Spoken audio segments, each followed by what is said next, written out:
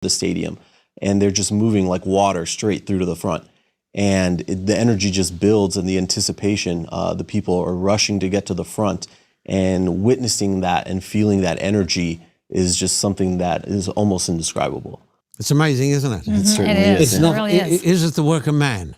No. Definitely No, not. it's the work of God. I can give you a testimony today. On occasions, when we have been having an altar call, I have felt in a very definite way the presence of the Holy Spirit. Yes. I'm not just talking talk here. I'm talking about a flooding of warm power. I can sense that He's there. I can sense the personal presence of the third person of the Godhead. And I have felt that presence in Russia and Ukraine and in India. Susan, tell us about the altar call in India.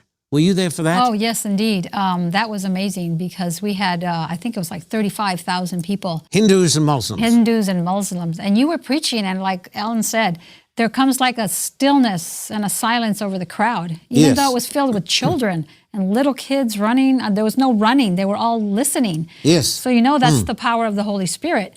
And then all of a sudden it was like a wave of murmuring that came from the crowd. Yes. And you could hear it build from the back towards the front You of the stadium. India. It was sort of chilling to witness that and to see all of these people sort of mesmerized by what they were listening to and to hear the gospel. And the Holy Spirit was drawing them with cords of love.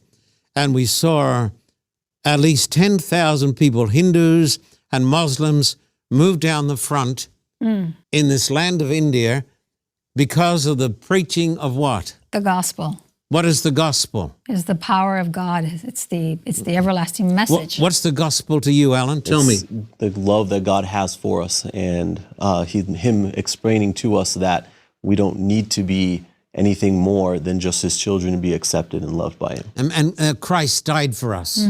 Exactly. We preach Christ crucified. We don't preach just a set of orthodox doctrines. We believe in doctrine, because doctrine simply means teaching, but we believe in the preaching of the cross of Christ. And we believe that the preaching of the blood of Christ is the power of God for the salvation of men and women. That's why it's called the good news, because it's really good news, isn't it? It's the good news of God. That's right. And we're going to be back after this brief message.